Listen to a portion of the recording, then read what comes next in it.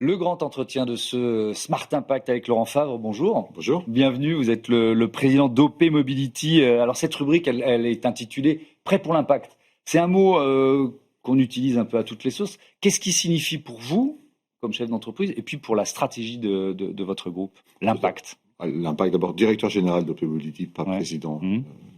Je fais attention aussi à ça. Non, l'impact, c'est évidemment le sens qu'on donne à tout ce qu'on fait, finalement. Donc, c'est la raison d'être du groupe, c'est ce à quoi on veut contribuer. Et puis, c'est la façon également d'embarquer les collaborateurs. Donc, c'est la conscience qu'on a qu'il n'y a pas de succès d'entreprise sans être capable d'embarquer les collaborateurs. Et les collaborateurs veulent participer à l'histoire d'une entreprise qui a des ambitions élevées en termes d'impact sur l'environnement, d'impact sur la société, d'impact sur la liberté de mouvement, quand on parle de la mobilité par exemple, mais liberté de mouvement en respectant évidemment tous les enjeux planétaires dont on a parlé probablement. Évidemment. On va évidemment parler de ces enjeux avec cette note pour la seconde année consécutive OP Mobility qui a obtenu la note la plus élevée du CDP, le Carbon Disclosure Project, pour ses actions en faveur du climat. Si on remonte un peu dans le temps, quels efforts, quelles stratégies il a fallu déployer pour arriver à une note qui est la meilleure note?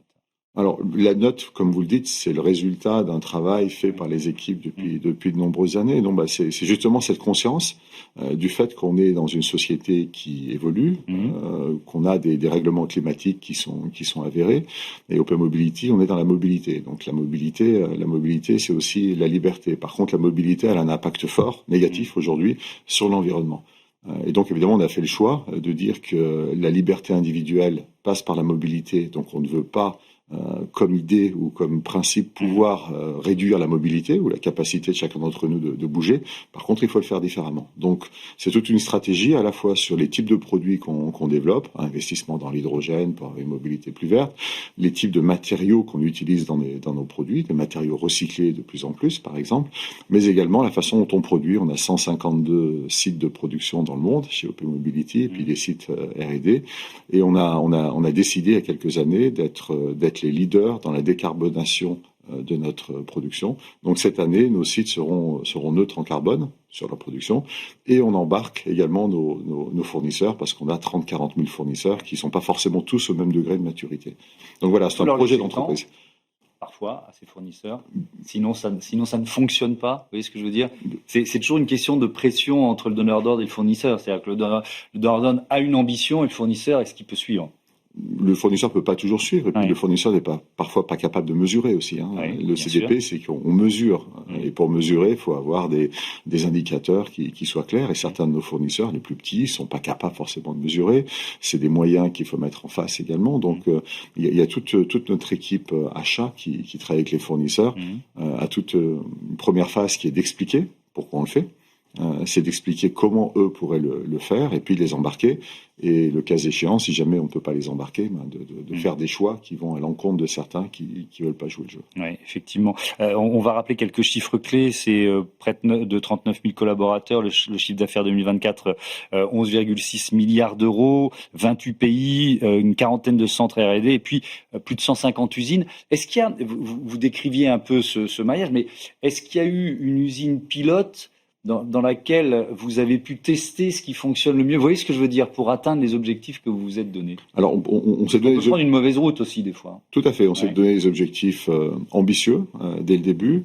On avait déjà chez OP Mobility depuis quasiment 20 ans un projet qui s'appelait Top Planet. Et Top Planet, c'était bien avant justement cette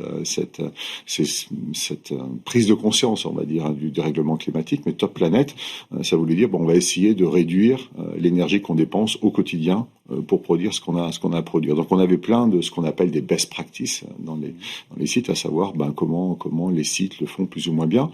Alors après, c'était pas avec autant d'urgence que ce qu'on a pu mettre.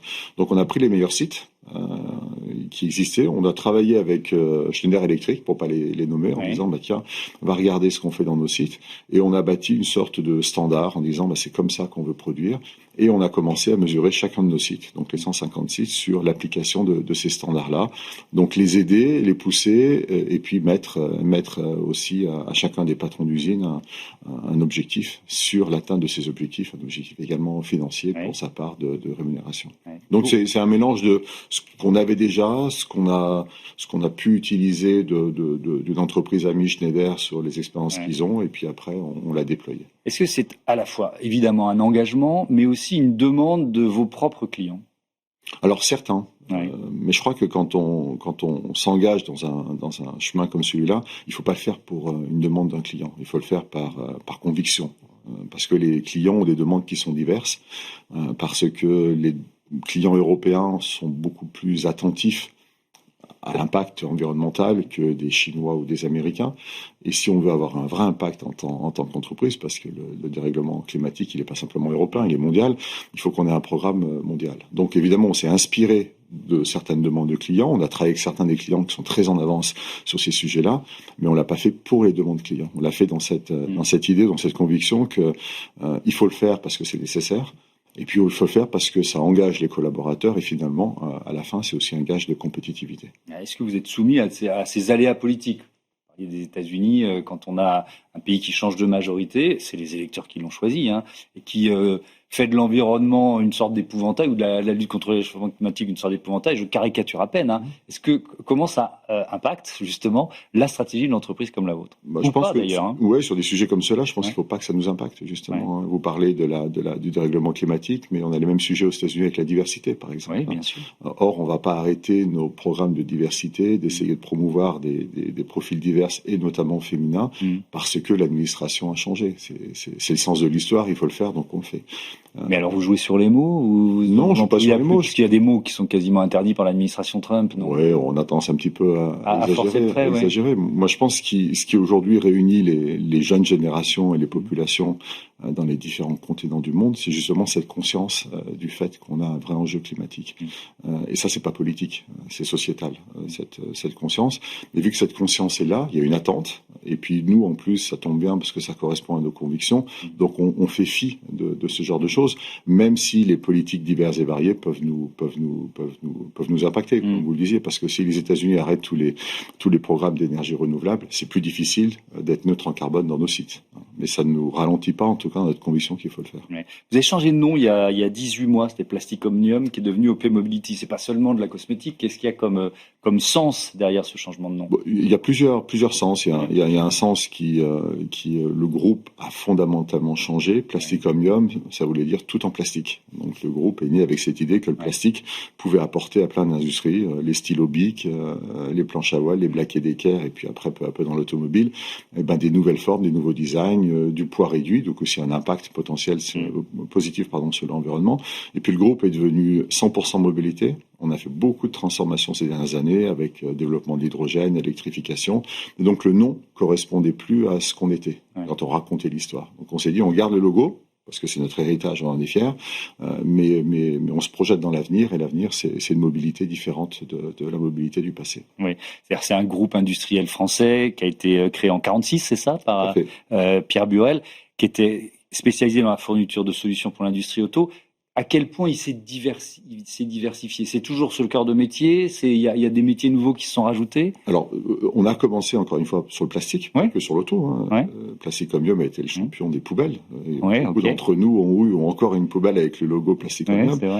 Mais l'industrie automobile est devenue tellement dominante dans le groupe qu'en 2018, le groupe a décidé de se focaliser sur l'industrie automobile. Donc maintenant, c'est que l'industrie de l'automobile. Depuis 2019, on développe d'autres technologies. Je parlais de l'hydrogène, l'éclairage, les phares par exemple, ce qui est nouveau, l'électrification des systèmes batteries. Et puis on vise pas simplement l'industrie automobile, mais de la mobilité au sens large. On travaille avec Alstom pour faire des systèmes hydrogène pour leurs trains, par exemple.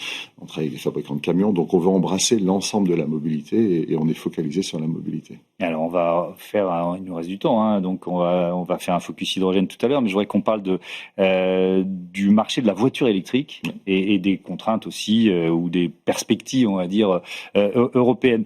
Il y a eu un léger sursaut, on va dire, du marché de la voiture électrique en août, après des mois qui ont été assez difficiles. Le décollage, il est quand même un peu en deçà des attentes. Comment vous l'expliquez?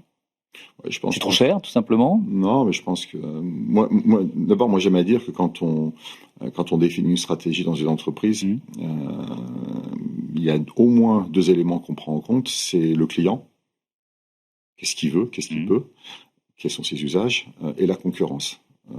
que font les autres. Là, on est parti en Europe, parce que le sujet de 100% électrique est un sujet 100% européen. On est parti d'un postulat qui était le bon, en disant il y a une urgence climatique et il faut décarboner la mobilité, parce que la mobilité individuelle, c'est 10 à 15% des émissions de CO2. Donc soyons très, très, très engagés, très ambitieux, et puis définissons cette stratégie. Avec une seule technologie à terme, le tout électrique, qu'on ne maîtrise pas en plus, particulièrement en Europe. Donc, on n'a pas demandé aux clients s'ils voulaient, s'ils pouvaient, s'ils peuvent se le payer. Et on n'a pas regardé ce que faisait la concurrence, parce qu'on est les seuls à faire ça dans le monde. Il n'y a que les pays européens qui font ça. Donc aujourd'hui, on peut être d'un côté sévère en se disant ça marche pas, mais c'est quand même 15 à 20% du marché européen, alors qu'on partait quasiment de zéro. Oui. On n'en serait pas là s'il n'y avait pas eu, évidemment, cette donc moi, c'est un changement radical des usages, des technologies, etc. Donc qu'en 5-6 ans, on passe de quasiment 0 à 15, c'est déjà bien. Par contre, on se rend compte qu'on n'est pas au niveau qui était attendu, parce que l'objectif, c'était plus ou moins 25% cette année. Pourquoi ? Parce que le client n'y adhère pas à 100%, parce que c'est cher, parce que ça répond pas à tous les usages. Et puis vous regardez, l'Europe est très diverse. Des pays comme l'Italie, c'est 4%, alors que la Belgique, c'est 80%. Parce que les usages sont différents, les pouvoirs d'achat sont différents, etc. Donc nous, simplement, ce qu'on dit, c'est que quand une stratégie marche pas, il faut l'adapter. Ça veut pas dire qu'il faut la changer. Regardez ce qui se passe autour. Donc ça veut dire que l'objectif d'interdiction de vente des voitures thermiques dès 2035, pour vous, il faut le revoir ? Je pense qu'il faut l'adapter, il faut montrer de la flexibilité. D'abord, le rôle du politique, c'est pas définir une solution technologique. C'est pas sa compétence, c'est de définir un cadre, créer les conditions pour qu'il y ait du succès et de la stabilité pour qu'il y ait ce succès-là. Force est de constater que le cadre et les conditions n'ont pas forcément toujours été créés. Des changements de fiscalité, de subventions, des infrastructures qui sont très très loin de ce qui avait été prévu. Et puis, on a eu quand même des années d'inflation en Europe qui ont impacté le pouvoir d'achat des ménages. L'énergie qui est devenue plus chère, notamment l'électricité, depuis la guerre en Ukraine. Donc il y a plein d'éléments nouveaux, et aussi des éléments nouveaux qui sont que des pays comme la Chine ont développé des véhicules hybrides beaucoup plus compétitifs en termes d'émissions de CO2 que ce qu'on a actuellement en Europe. Ils sont à 20 grammes pour certains, donc c'est pas zéro, mais 20 grammes de CO2. Le parc européen, on considère que c'est 150. Donc si vous passez de 150 à 20, c'est peut-être déjà zéro, un gros progrès. mais c'est un énorme progrès, et ça peut correspondre à certains besoins. Vous pouvez coupler ça avec des carburants différents. Ce qui pollue, c'est pas le moteur, c'est ce qu'on met dedans aussi, ce qu'on brûle. Ça peut être de l'hydrogène, ça peut être des e-fuels.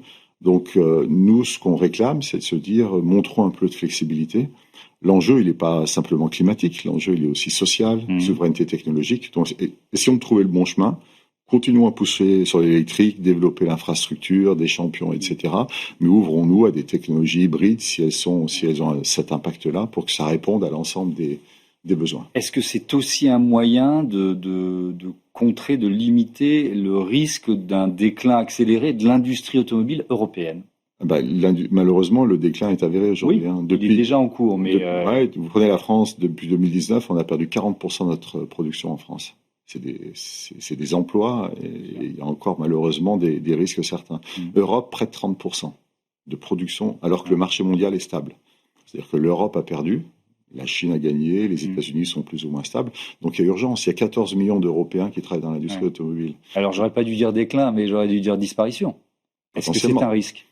La disparition, c'est peut-être un petit peu exagéré, mais 14 millions, c'est le tissu industriel européen est très dépendant de l'automobile, puisque c'est les matières premières, c'est l'acier, c'est tous les fournisseurs. Une grande partie de tout ce qui est brevet est aussi déposé pour l'industrie de la mobilité, puis après est utilisé pour d'autres types d'industries. Donc c'est des enjeux à la fois sociaux, environnementaux, technologiques, de souveraineté également. On peut pas dépendre d'autres puissances pour la mobilité, qui doivent nous amener à se dire comment on arrive à concilier ces injonctions qui sont pas si contradictoires que ça, entre le besoin du consommateur. Le parc européen a 13 ans maintenant. On n'a jamais eu autant de vieilles voitures, parce que les gens ne trouvent pas dans les véhicules neufs ce qui correspond à leurs usages et à leurs moyens. Donc comment est-ce qu'on lie les enjeux climatiques, la réalité du pouvoir d'achat, notre responsabilité sociale, et puis les enjeux technologiques long terme de dépendance ou d'indépendance. Il y a une prime de 1 000 € pour l'achat d'une voiture électrique avec batterie européenne qui a été annoncée par le gouvernement Bayrou juste avant la chute du Premier ministre. Alors vous dites quoi ? C'est petit, c'est efficace, c'est insuffisant ? En France, on a changé 15 fois de fiscalité en 5 ans. Donc la prime, peut-être qu'elle est là, puis dans 3 mois, elle s'arrête. Un industriel, il investit pour le temps long. On n'investit pas pour 6 mois. Mais quand vous changez 15 fois de fiscalité en 5 ans, ça veut dire que là, il y aura ça, puis peut-être que dans 6 mois, il n'y aura plus. Donc, celui qui a investi dans la batterie, il a besoin d'avoir de la visibilité, comme nous dans l'hydrogène, comme plein d'autres activités.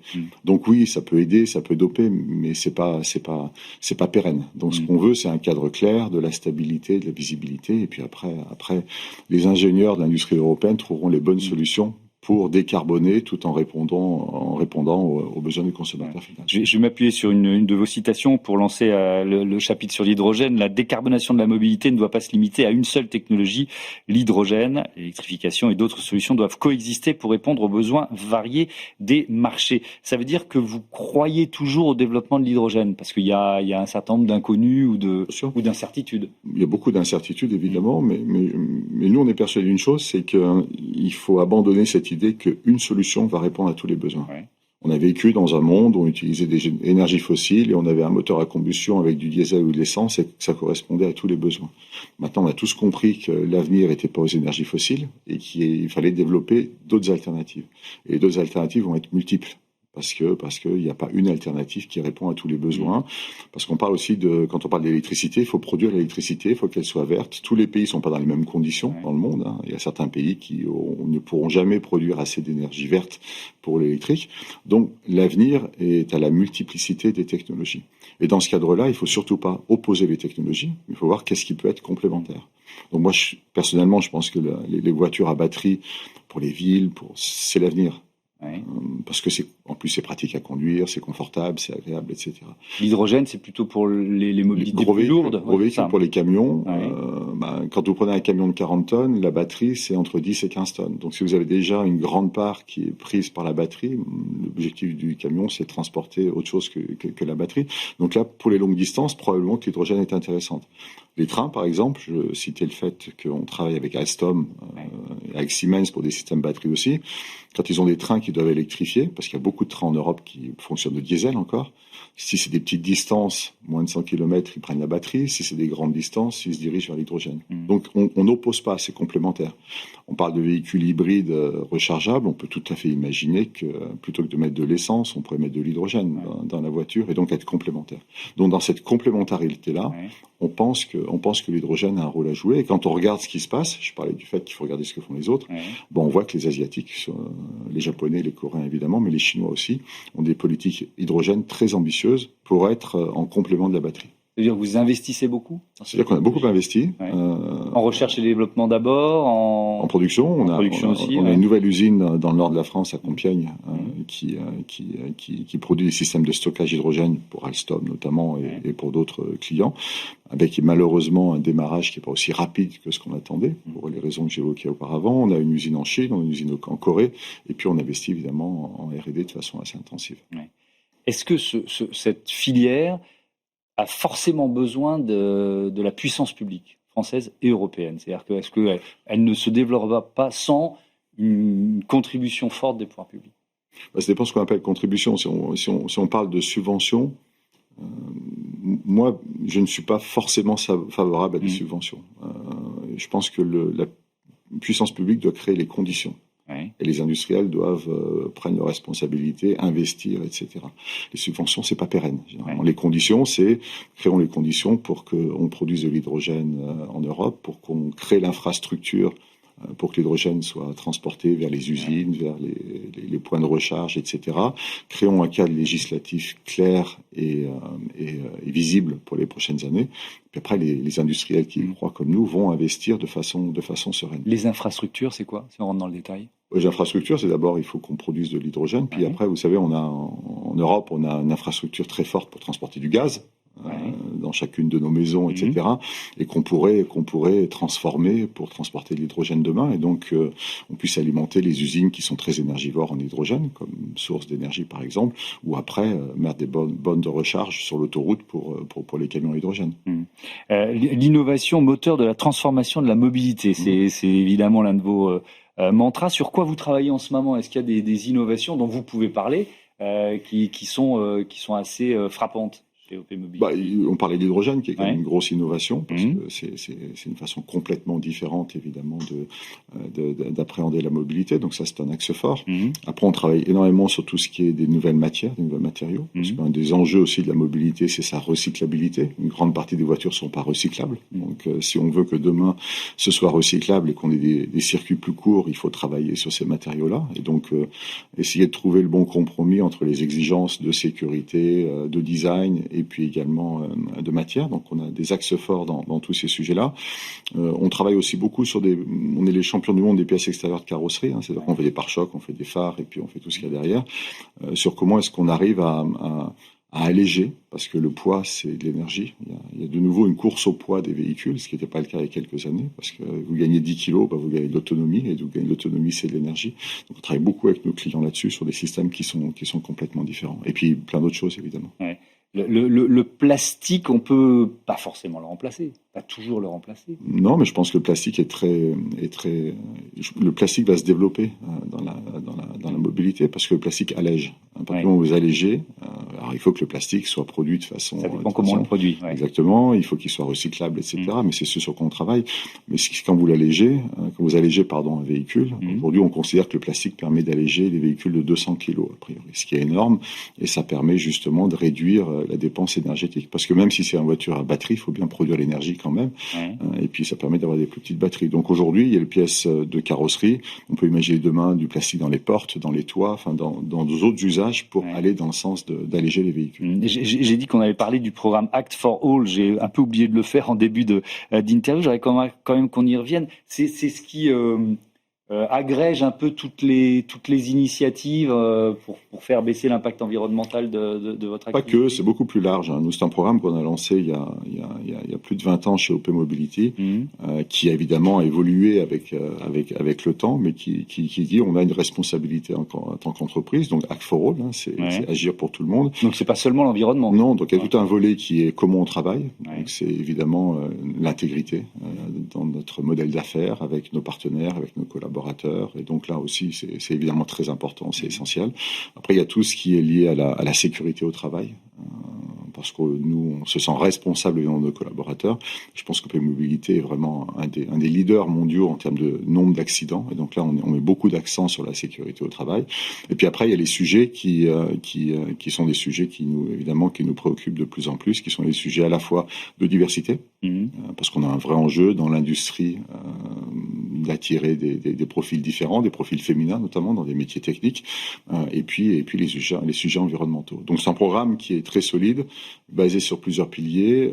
On engage l'ensemble des collaborateurs. Le 9 octobre cette année, on arrête toutes nos usines et puis on engage les collaborateurs dans ces sujets-là et qui embrassent l'ensemble des sujets qui nous semblent être importants pour avoir un développement industriel de la mobilité qui soit durable. C'est une journée où vous ne produisez pas?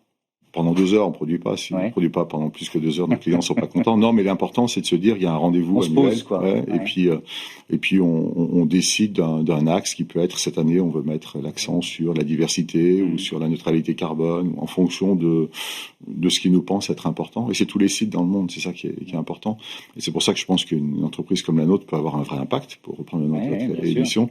C'est qu'on est aussi présent en Inde, et les enjeux de diversité en Inde ne sont pas les mêmes que ceux qu'on peut avoir en France. Mais on veut avoir les mêmes ambitions. On veut ne faire aucun compromis, même si on a des cultures différentes ou des systèmes politiques différents. Et donc, il faut adapter les approches aux spécificités du pays. Ça veut dire que vous allez en parler différemment, par exemple aux États-Unis cette fois-ci, qu'il y a 2 ans? Oui, parce que aux États-Unis, on a eu certains de nos collaborateurs qui nous alertaient sur le fait que l'utilisation de certains mots maintenant pouvait créer des problèmes.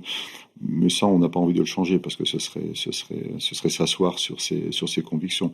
Donc, on va en parler de façon adaptée, mais montrer nous, encore une fois, on s'inscrit dans le temps long. C'est pas le pouvoir politique qui va infléchir sur des sujets sociétaux, et la majorité des collaborateurs y adhèrent. Ouais. Tiens, justement, on va terminer avec la question politique, parce qu'on est dans une période d'incertitude, pour ne pas dire de chaos politique. On était avec Be-Smart for Change aux universités d'été du MEDEF à Roland-Garros. Vous dites, de toute façon, il faut arrêter de compter sur les politiques. Vous dites, Comment on peut, nous, patrons, finalement, mettre notre grain de sel pour que finalement ce gouvernement-là tienne plus longtemps que le précédent? Je pense par exemple à un accord sur la pénibilité avec les syndicats. Comment vous réagissez à ça? On est très inquiet, hein, très franchement, parce que tout ce qui est instabilité empêche à l'investissement et à la sérénité. Donc c'est ça. Les tarifs américains, c'est la même chose. Quand les tarifs changent tous les jours, tous les industriels ralentissent leurs investissements et se disent on va attendre de voir dans quelle direction ça va. Or, on sait très bien que tous les enjeux de transition énergétique, d'industrie à la fin forte européenne et du coup de pouvoir d'achat, parce que l'industrie crée quand même des richesses et donc de consommation, tout ça c'est un cercle et c'est la sérénité. Donc tout ce qui est instabilité, c'est très inquiétant. Donc je suis pas là pour parler de politique, mais on peut pas opposer les entreprises et les politiques. On est tous dans le même panier, j'allais dire ça, comme les syndicats également. Donc on a un intérêt commun, c'est de se projeter sur le temps long, c'est d'investir, c'est créer de la richesse. Et puis après, évidemment, on peut parler sur la façon de répartir la richesse. Mais l'intérêt commun, c'est de créer de la richesse. Ça passe toujours par l'investissement, et l'investissement passe toujours par la stabilité et la visibilité. Merci beaucoup Laurent Favre et à bientôt sur Be Smart for Change. On passe tout de suite à notre rubrique Startup.